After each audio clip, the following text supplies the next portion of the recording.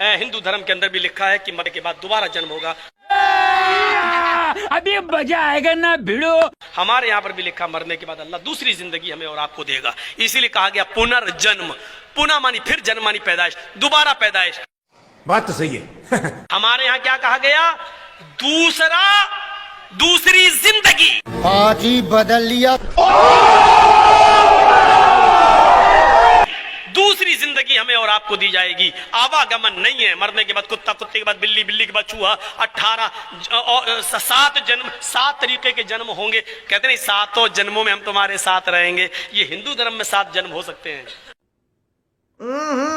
राजा जी अपनी शक्तियों का पूरा इस्तेमाल कर रहे हो, लेकिन लौंडा यहाँ नहीं रुकता। अच्छी तरह याद रखो, ये जो दुनिया है, इस दुनिया के अंदर अल्लाह ने हमें और आपको पहली और आखिरी मर्तबा भेजा है। इससे पहले इस दुनिया में हम कभी नहीं आए थे और इस दुनिया में मरने के बाद फिर हम दोबारा नहीं आ सकेंगे। इस्लाम ये तस्वुर अता करता है कि जो लोग कहते हैं कि जन्म जन्म होगा, कोई कहता है 7 जन्म होंगे, कोई कहता है दूसरा जन्म होगा, कोई कहता है अगला जन्म होगा। इस्लाम में अगले जन्म और पिछले जन्म और 7 जन्म और दूसरे जन्म का कोई तस्वुर नहीं है। अच्छा, हमको सिखा रिया है। अरे रे बाबा, उठा ले मेरे को नहीं रे, इन दोनों को उठा ले। इसलिए कुरान मुकद्दस अल्लाह की किताब पुकार पुकार कर कह रही है, दुनिया में पहली और आखिरी मर्तबा आने वालों, तुम्हारे आने का मकसद क्या है? तो कुरान कहता है अल्लज़ी खलक़ल मौत वल हयात लियब्लुवकुम अय्युकुम अहसनु अमला, कि हमने जिंदगी और मौत, क्या बोला तूने? हमने जिंदगी और मौत को इसलिए पैदा किया ताकि हम तुम्हारा इम्तिहान लें, हम तुम्हें आजमाएं कि कौन थोड़ा सा अमल करके, कौन थोड़ी सी जिंदगी को पाकर अच्छा अमल करता है। तो रुको जरा, सब्र करो। मैं आपसे ये जानना चाहता हूँ कि जैसे सिख धर्म में ये माना जाता है कि किसी व्यक्ति की मृत्यु हुई है, वो कहीं ना कहीं फिर जन्म लेगा, क्या इस्लाम इसको मानती है? नहीं नहीं। कहीं ना कहीं ने सिर्फ एक जगह लेंगे, आखिरी नेक्स्ट जिंदगी। और यही सही मानों में वेद में लिखा है, पुनर्जन्म नेक्स्ट जिंदगी। कहीं ना कहीं यहाँ पैदा हुआ, अमेरिका में करेंगे बिल्ली, किधर भी वेद में नहीं लिखा है। वेद में कहीं नहीं लिखा है, ये पंडितों ने अपनी तरफ से पेश किया है। पुनर्जन्म जो कुरान में है और वेद में है, उसके मानी नेक्स्ट लाइफ, ये हम मानते हैं। लेकिन कहीं ना कहीं यहाँ लेंगे नहीं, एक ही जगह आखिरत में। तो पुनर्जन्म है वेद में, सिखिज्म में, इस्लाम में यकसा है। क्या अगले बार जिएंगे, एक बार मरेंगे, अगली बार आपका हिसाब किताब होगा, डे ऑफ जजमेंट। और फिर आप हिसाब किताब के हिसाब से जैसे आपने अमाल किए, जैसे आपने कर्म किए इस दुनिया में, उस तरीके से आप स्वर्ग या नरक में जाएंगे। अभी बता दे भाई, अभी बता दे। ये फंस गया सीएम। पहले तो आप जी ने ये समझना पड़ेगा कि कुरान शरीफ के पढ़ने वाले आज तक नहीं समझ सके। कुरान शरीफ में मुसलमान धर्म के भाई जो हैं, वो कुरान शरीफ को ठीक से ना समझकर उन्होंने क्या विधान बना रखा है, ठीक से ना समझकर उसके श्लोकों को, मंत्रों को, आयतों को उन्होंने ये फाइनल कर दिया है कि कुरान शरीफ का ज्ञान दाता, जिसको ये अपना अल्लाह ताला मानते हैं, वो क्या कहता है, उन्होंने कैसा विधान जान लिया कि ऐसा कहा गया है। इन्होंने क्या मान रखा कि पुनर्जन्म नहीं होता।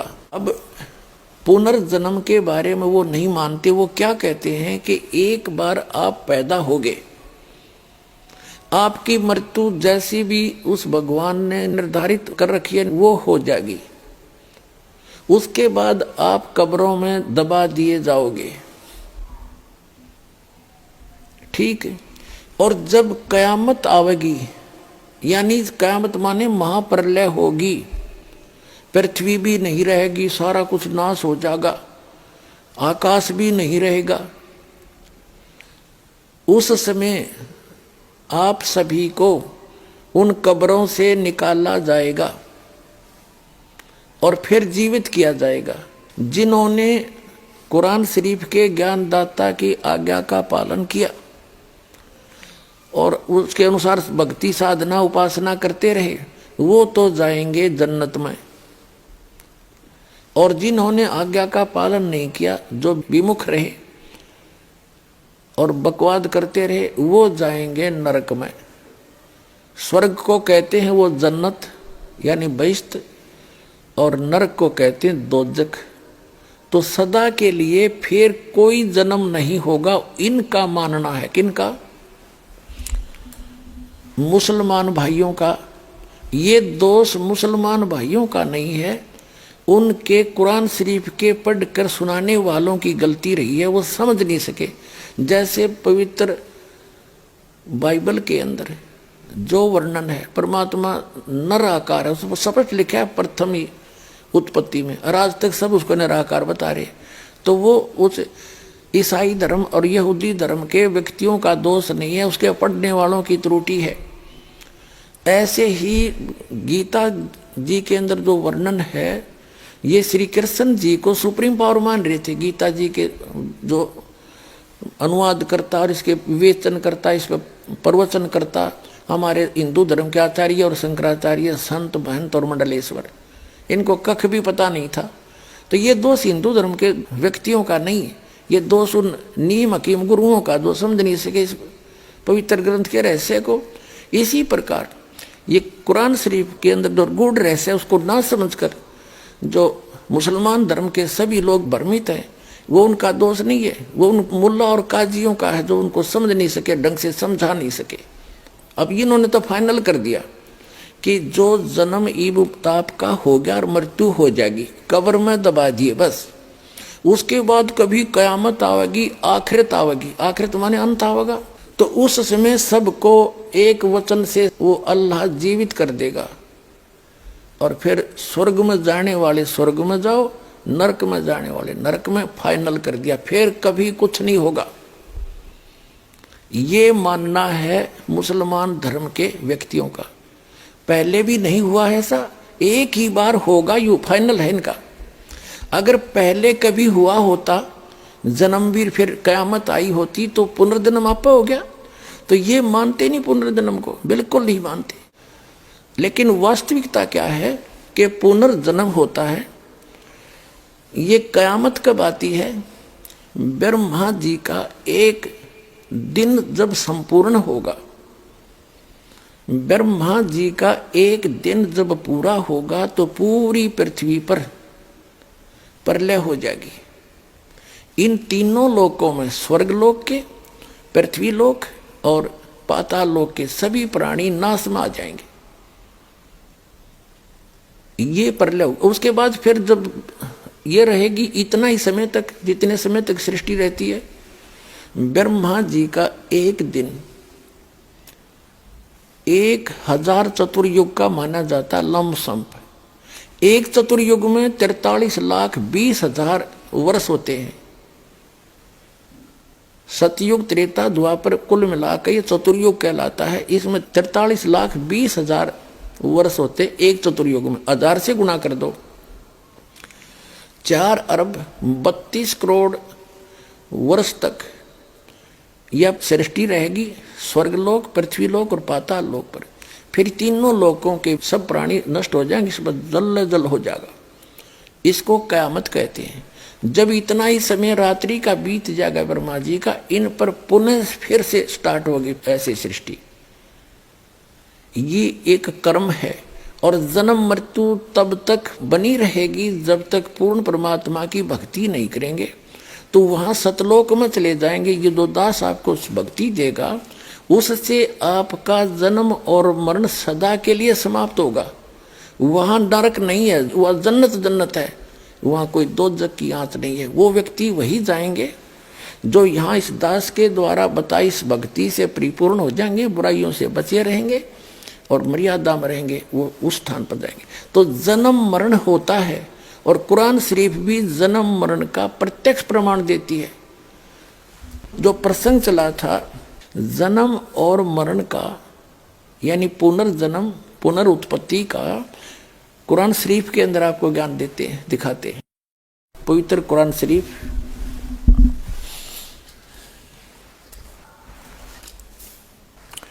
ये वही कुरान शरीफ है।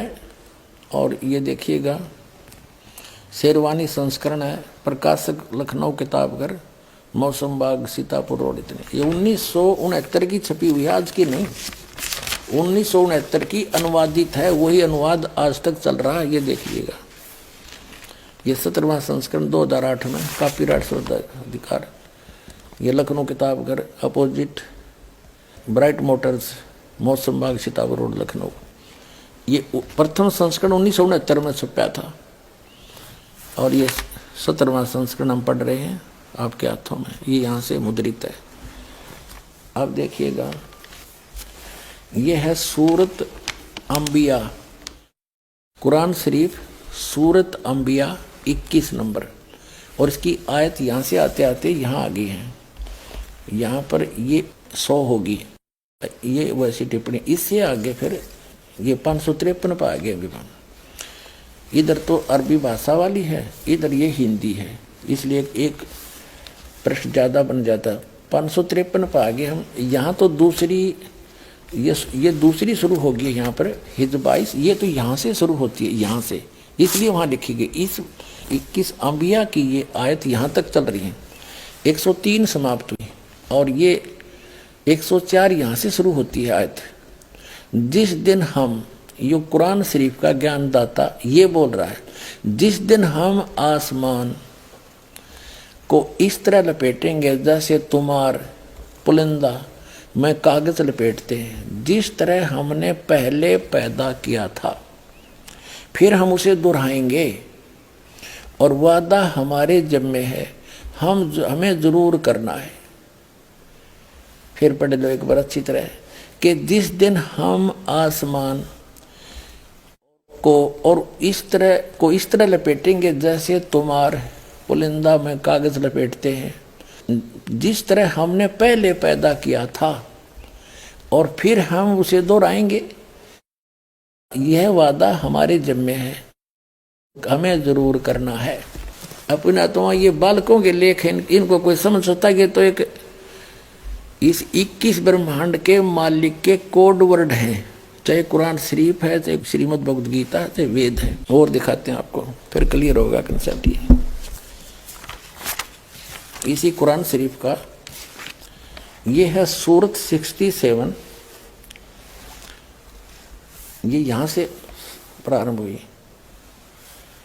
ये है कुरान शरीफ चल रही है, कुरान शरीफ। और सूरत मुल्क की 67, मुल्क की 67, सूरत मुल्क की 67 की आयत नंबर ये 2 है, एक यहाँ समाप्त हुई। ये कहते हैं शुरू अल्लाह के नाम से जो निहायत रहम वाला बेहद मेहरबान है। ये 1 नंबर है। उसकी बड़ी बरकत है, उस जिसके हाथ में आलम की सारी दुनिया की बादशाही है और वह हर चीज़ पर शक्तिमान है, समर्थ है। जिसने मरना और जीना बनाया, वो कहते पुनर्जन्म नहीं, जिसने मरना और जीना बनाया ताकि तुमको जांचे कि तुम में कौन अच्छा काम करता है, और वह बड़ा बलवान और साथ साथ बड़ा ही अक्षमा करने वाला है। ये सूरत मुल्क की 67 की 2 नंबर आयत में स्पष्ट कर दिया। जिसने जीना और मरना, जिंदगी और मौत नहीं, जिंदगी और मौत नहीं, जीना और मरना बढ़ाया। जीना और मरना, जीना और मरना, पुनर्जन्म। और जैसा कि आपने सूरत अंबिया 21 आयत नंबर 104 में देखा कि वो कह रहा कि मैंने जैसे पहले पैदा किया था दोबारा फिर करूंगा पैदा। उसका भावार्थ ये है, फिर पढ़ने अच्छी तरह। वो क्या कह रहा है कुरान शरीफ का ज्ञानदाता कि पहले जैसे मैंने पैदा किया और फिर समेट लूँगा और फिर पुनः पैदा ज़रूर करूँगा। तो ये इसका अर्थ गलत लगा रखे हैं। मरने और जीने का इन्होंने क्या फाइनल फैसला कर रखा है। कुरान शरीफ के पढ़ने वालों को पूर्ण ज्ञान ना होने से इन्होंने डिसीजन निकाल लिया अपनी अल्पबुद्धि से कि इसका अर्थ ये बनता है कि एक बार तो सभी मर ही रहे हैं, कब्रों में दबा दिए जाएंगे या जैसे भी तैसे। और फिर क्या होगा कि फिर कयामत आवेगी, प्रलय हो जाएगी, सब खत्म हो जाएगा, फिर मिट्टी से वचन से निकाल लेगा अल्लाह, और जिसने अच्छे काम करे वो जन्नत में अल्लाह के अनुसार चले, जो अल्लाह के अनुसार जिन्होंने कार्य नहीं अपनी भक्ति की वो दोजख में फॉर एवर फाइनल कर दिया इन्होंने। और ये तो खुद कहता है जैसे मैंने पहले पैदा किए फिर करूंगा। अगर ये शब्द नहीं कहता कि फिर मैं दोबारा करूंगा और मैं अपना पक्का वायदा करता हूं, यदि एक ही बार होना है तब फिर करूंगा तो शब्द आना ही नहीं चाहिए। फिर देख लो कुरान शरीफ है,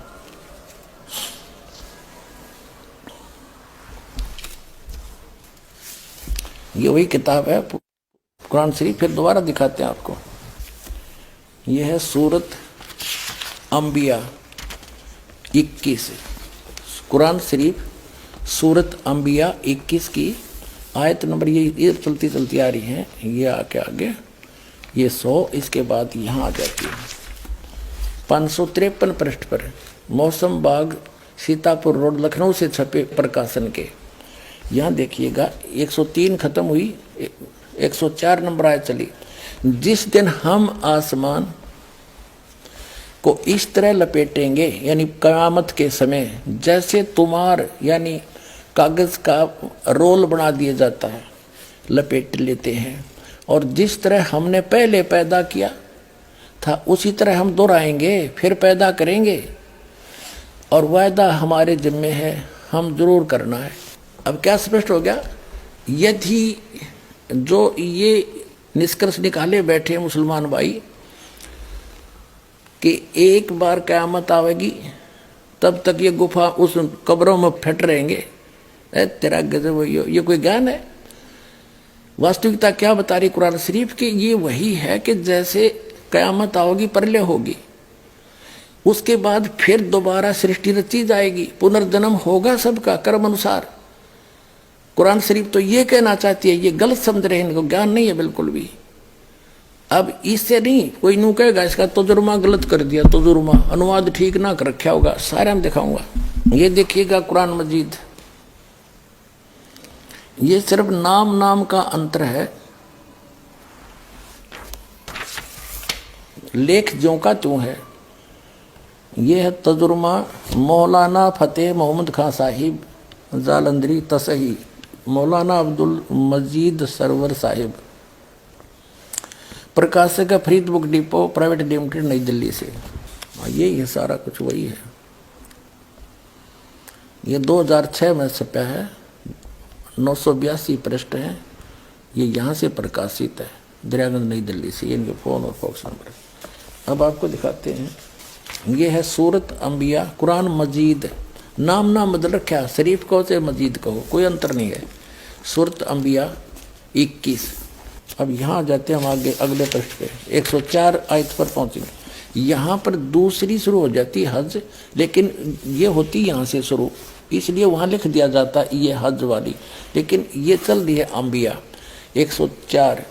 जिस दिन हम आसमान को इस तरह लपेट लेंगे जैसे खेतों का तुमार लपेट लेते हैं, जिस तरह हमने कायनात को पहले पैदा किया था, आए है, उसी तरह दोबारा पैदा करेंगे। यह वायदा जिसका पूरा करना जरूरी है, हम ऐसा जरूर करने वाले हैं। ओगिन इनका जो सिद्धांत है, इन मुसलमान भाइयों ने इस कुरान शरीफ को ठीक से ना समझ के वो गलत निष्कर्ष निकाल रखा है कि बस इनका फाइनल ये है कि चलते रहेंगे, मरते रहेंगे, कब्र में दबाते रहेंगे, और जब क़यामत आवेगी फिर भगवान यानी सब कुछ नष्ट हो जाएगा। आसमान भी इसने कह दिया समाप्त कर दूंगा, तो रहेगा क्या फिर? तो फिर कहते हैं फिर सबको जीवित करेगा अल्लाह। उनकी अपनी सोच वो गलत है, वो सोच, और फिर सदा के लिए वो स्वर्ग वाले स्वर्ग में, निकम्मे वाले नरक में, फिर दोबारा जन्म होना नहीं। और ये कहते हैं इस कायनात को पहले की तरह मैं फिर से उत्पन्न करूंगा, फिर पैदा करूंगा, ये मेरा पक्का वायदा है। एक और दिखाता हूँ, ये देखिएगा, एक और कुरान इसके अनुवाद दिखाता हूँ आपको। ये देखिएगा, ये मुख्तसर तफसीर एहस नुल बयान तर्जमा मौलाना मोहम्मद जूनागढ़ी तफसीर हाफिज सलाहुद्दीन यूसुफ, हिंदी तर्जमा व तरतीब मोहम्मद ताहिर हनीफ, और ये दारुसलाम प्रकाश के वितरक। इसमें इन्होंने अपने हिसाब से कर रखे, यहाँ से उल्टी साइड से चला है, यहाँ से चले हैं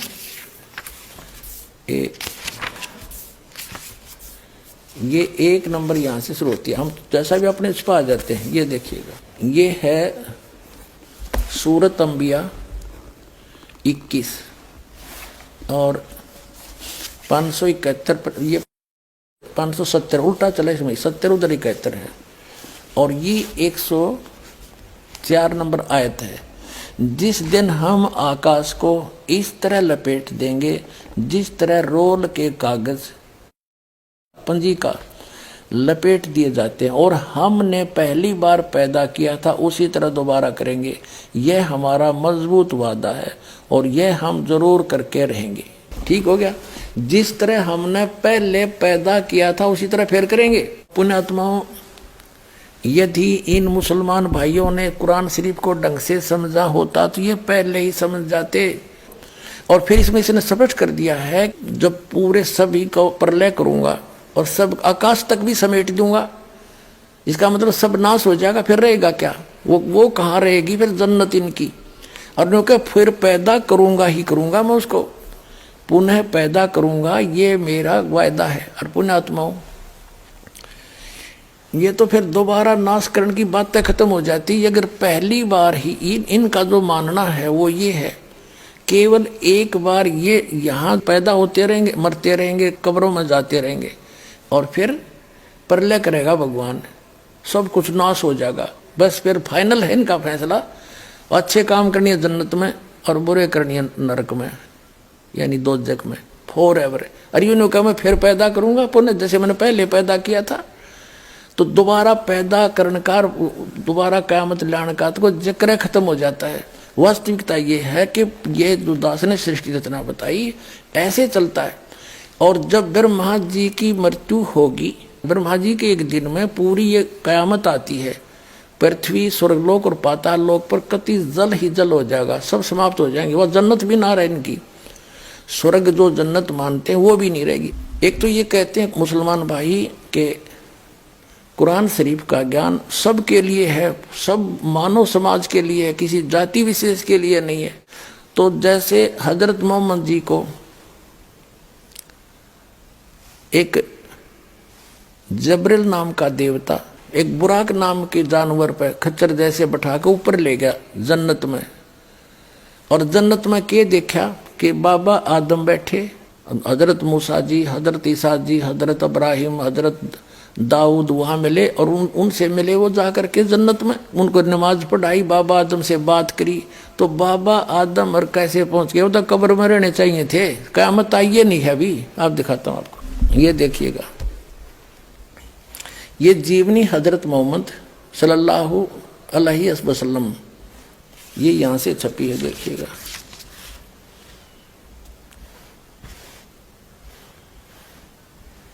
मोहम्मद इनायतुल्लाह सुबहानी, अनुवादक नसीब गाजी फलाई, मकरजबी मकतबा इस्लामी पब्लिशर नई दिल्ली से। यहाँ देखिएगा, जीवनी हजरत मोहम्मद सल्लल्लाहु अलैहि वसल्लम, हिंदी, इस्लामी साहित्य ट्रस्ट, प्रकाशन नंबर 81, सर्वाधिकार प्रकाश का दिन। नाम मूल किताब मोहम्मद अरबी उर्दू से इसकी हिंदी की गई है, ये यहाँ से छपी है, और ये यहाँ से मुद्रक है इसका। अब इसमें आपको ले चलते हैं, थोड़ा सा दिखाएंगे, ज़्यादा नहीं, संकेत बहुत है समझदार को। 164 पृष्ठ दिखाते हैं इस पुस्तक के।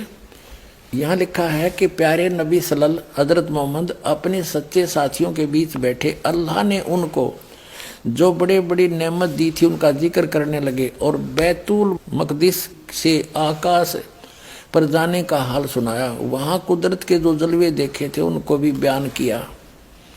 आप सल्लल्लाहु ने फरमाया कि इस तरह हजरत जबरील अलैहि मुझे पहले आकाश पर ले गए, वहाँ इंसानों के बाप हजरत आदम अलैहि मिले। उनका हाल यह था कि जब दाईं ओर देखते तो खिल उठते और हंसने लगते, और बाईं ओर देखते तो मारे गम के आंसू भी भर लेते, क्योंकि दाईं ओर उनकी नेक औलाद के कर्म थे और बाईं ओर उसके बद के।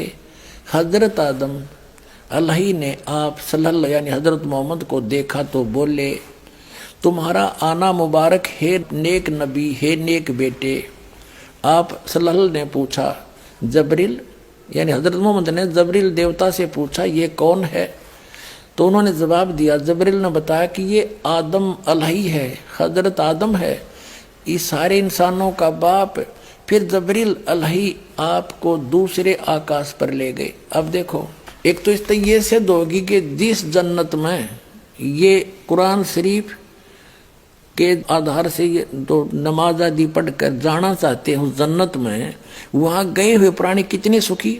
बाबा आदम को ये सुप्रीम मानते अपना, और वो जन्नत में बैठा है, एक बार तो रो रहा है, एक बार हंस रहा है, क्योंकि अब देखो इनकी यह थ्योरी भी गलत सिद्ध होगी कि जब क़यामत आओगी, जब बस सारे पैदा किए जाएंगे, इतने इसका वहां रहेंगे। अब ये बाबा आदम की सारी संतान ऊपर जा रही, और ये हजरत ईसा, हजरत मूसा, हजरत अब्राहिम, दाऊद, और ये सारे ऊपर बैठे। अब दिखाते आगे।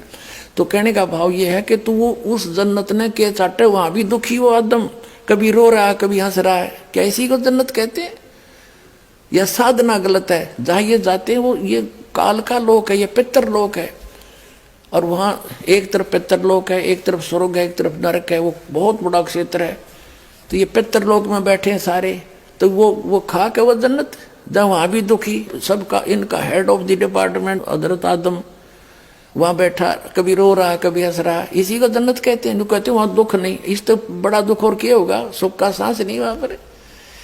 अब ये जन्नत है, इसको जन्नत कहते। देखो, प्यारे नबी सल्लल्लाहु अपने सच्चे साथियों के बीच बैठे थे, ये सारा बता दिया।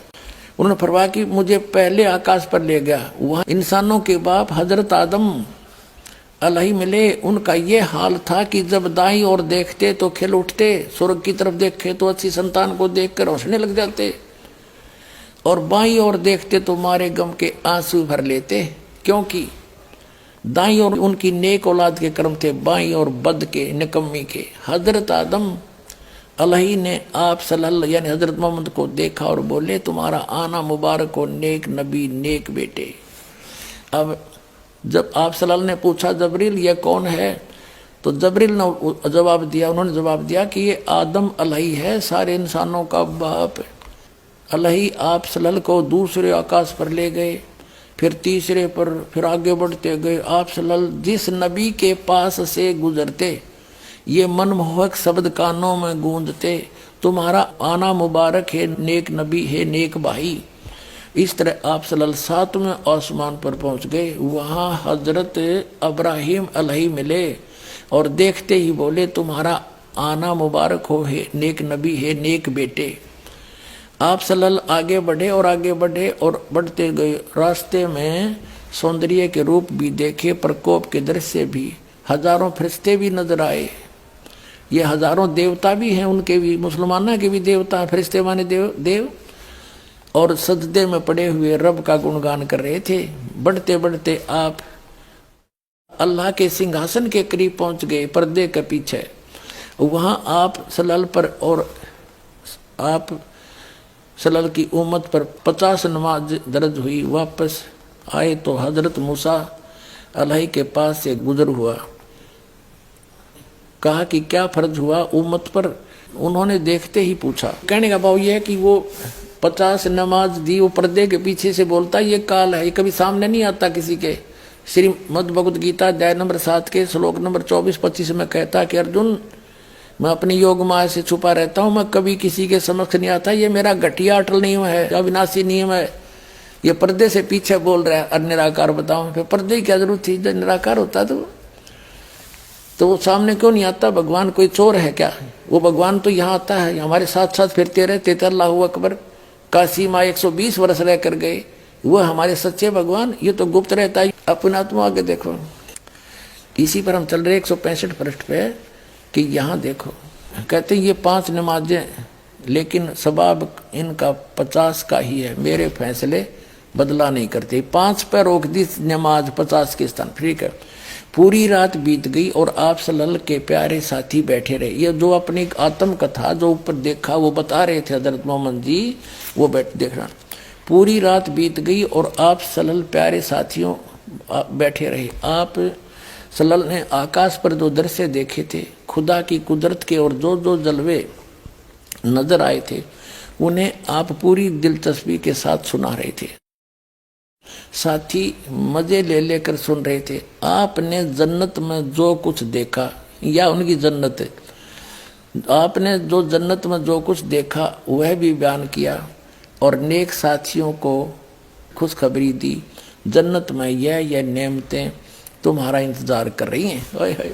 अब और दिखाते हैं 161 पृष्ठ पर देखो, इसी पुस्तक के 161 पृष्ठ पर जीवनी हजरत मोहम्मद के ये क्या कहते हैं कि प्यारे नबी सल्लल्लाहु, वो बता रहे हैं हजरत मोहम्मद जी, आज रात बुराक नामक एक जानवर आया, उस पर बैठकर मैंने बैतुल मकदस की सैर की। वहां पहुंचा तो नबियों की जमात आई, उनमें इब्राहिम अलैहिस्सलाम थे, मूसा और ईसा अलैहि भी थे। मैंने उन सबको नमाज पढ़ाई। अब सुन ले डॉक्टर जाकिर भाई, मुसलमानों ने अपना विधान अपने आप बना रखे कुरान शरीफ को ना समझ कर। अब ये कहते हैं जब सारे कब्रों में दबा दो, दबाते रहो, और तो ये आवेगी 4 अरब 32 करोड़ वर्ष जब बीत जाएंगे, जब यह कयामत आवेगी, इतने तो वो उन कब्रों में फंसे रहेंगे, सड़ेंगे पड़े पड़े। पुण्यात्माओं, उस जन्नत ने शर्मा मारेंगे। अरबों वर्ष तक उस कब्र में घुसड़े पड़े रहे हम, अरबों वर्ष के बाद फिर कभी कयामत होगी जब उसमत निकाले जाएंगे। इस तक बूंदी कैद तो पहले भोग ली हमने, चाहे नरक में जाओ चाहे स्वर्ग में, इससे बूंदा नरक क्या होगा? As per your rule. बाकी ये गलत है तुम्हारा मानना। अगर ये नियम फाइनल होता, हजरत मोहम्मद जी को ये ऊपर ले गए हुए सारे नबियों की जमात वहाँ ऊपर देखा जन्नत में, उनको नमाज पढ़ाई, बाबा आदम मिले, बाबा आदम की सारी संतान वहाँ नरक में पड़ी, कुछ जन्नत में। ये सिद्धांत भी इनका गलत सिद्ध हुआ कि जो बाद में ही सब जीवित किए जाएंगे, ये गलत सिद्धांत है, भ्रमित है। वास्तविकता ये है कि जन्म मरण जो परमात्मा ने आकर बताया ऐसे ही होता है, लेकिन पूर्ण परमात्मा की सत भक्ति करने के उपरांत फिर ऐसे स्थान पर चले जाएंगे वहाँ नरक नहीं है, वहाँ जन्नत ही जन्नत है, वो सतलोक है। वहाँ भी मनुष्य जैसा शरीर होगा लेकिन दूसरा मटेरियल होगा।